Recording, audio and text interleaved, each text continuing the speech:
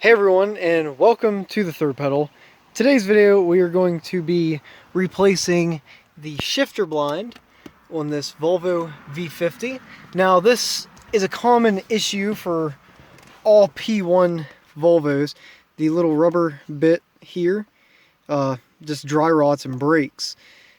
When it gets bad enough, you won't be able to use manual mode, and even if it's not like too far ripped, if you notice your inputs for manual mode are not very consistent, or just it seems to be messing up, that is a common issue just because of the shifter blind.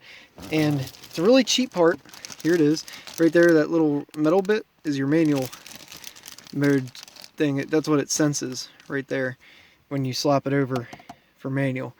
But when it's all falling apart and I can just move it in here, it's not really doing anything. In fact, that sensor bit is completely gone. I can't even use manual mode on this car. So in today's video, I'm going to show you how to replace that and solve your manual shifting issues, and also it'll make the car look a lot better.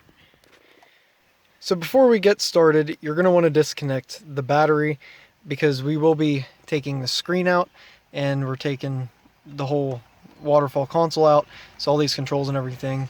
You don't want to cause any damage to your electronic components, so it's always safer to have them unplugged. So once you have the battery unplugged, just basically pull up right here. Oh, there goes one part of it. You just pull this up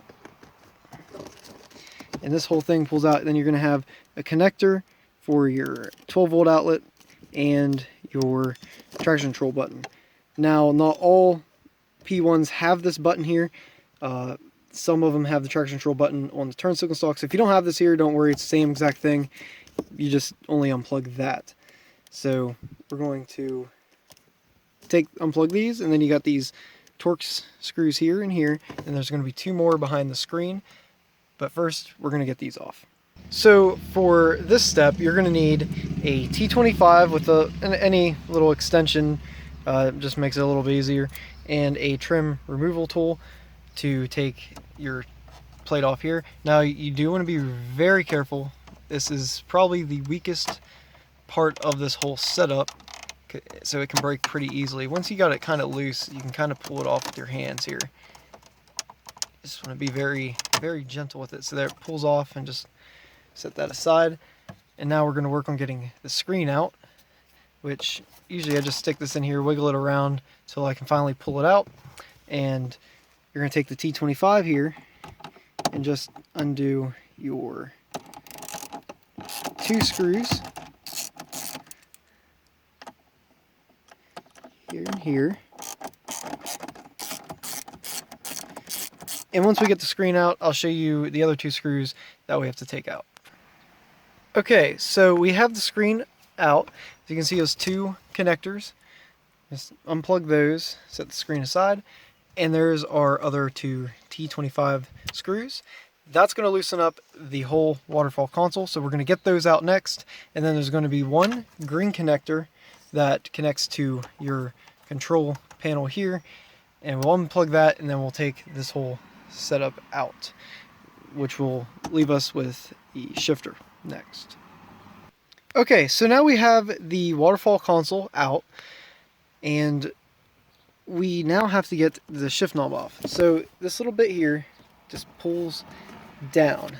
Kind of have to be a little forceful with it. Here it comes down, and we're basically going to separate these tabs, and it's going to be easier to put it back here. I think it gives you a little more room, but we're going to separate these tabs here, and then we're just going to pull up as hard as we can, and the shifter should pull off. It's not held on anything besides these plastic clips.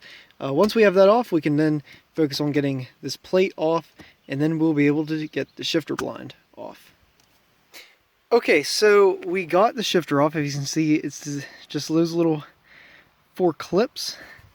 Put the shifter aside, and they go around that little groove there. So I found it easier to put it in drive. I can push this ring down more to free up those clips, so now we got that off, we just have to pull this plate off, and there's these little guys here. And it just basically unclips. There's 4 of them. And the last one right here. 1 at each corner, of course. So you can pop the plate off and take this little ring, put them there too. So we're going to pop this guy off. Now be very careful, we have to take this chipboard off, and it's going to be these little guys here.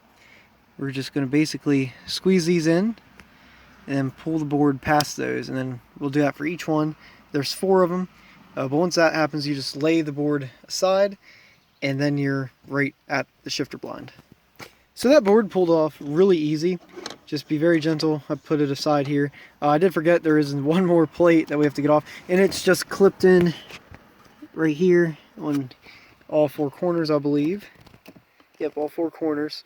So that then we will be down to what's left of the shifter blind. If you want to see what that's supposed to look like, that's how big that piece is supposed to be. That's all that's left of it. So we're going to just pop these off just like we did with the last plate, and we will be down to the shifter blind. So here are the 2 shifter blinds. You have your old one and obviously the new one. So we're going to take this. Basically all we have to do is install it just like this. Now you want this little guy to be on this side, but that's really it. Now you just basically put it back together. That's all there is to it.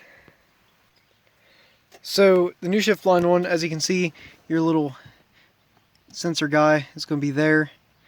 So make sure he's on that side. You don't want to accidentally put it on that side. So basically then you just clip everything back into position, exactly how you took it off, and really it all should go back together pretty smoothly. Also, as far as installing the shifter goes, you're going to put your little ring on first, push this down until you get the little clips in the groove. Then you're going to slide this up once you get it aligned with the shifter, and your shifter is now back on. So next is installing the waterfall console. And as far as installing the water console goes, I have these little goodies that I got off eBay. It's a stainless steel trim, which I have a feeling I'm going to favor more than the wood trim. So we're going to go ahead and throw these in and see how they look. Also, if you have any questions about how to move this control unit into the other waterfall console, as well as the door panels, the door switches to the other handles, we have a video that we filmed with the Volvo S40 when we wrapped it in a vinyl wrap that looked similar to this, because we were kind of doing it on a budget, because these can be pricey. Luckily I found some for a reasonable price, but yeah, it's really easy to actually swap these. You just have a bunch of screws that hold this back panel on, and then a couple more that hold the control panel itself on. And the same thing goes for these. You got like 4 little screws on each side. If you want to go more in depth than that, we do have a video on it. So I'm not going to film it in this video. I'm just going to basically switch everything over and see how it looks. Okay, so that is it for the shifter blind replacement. As you can see, there it is.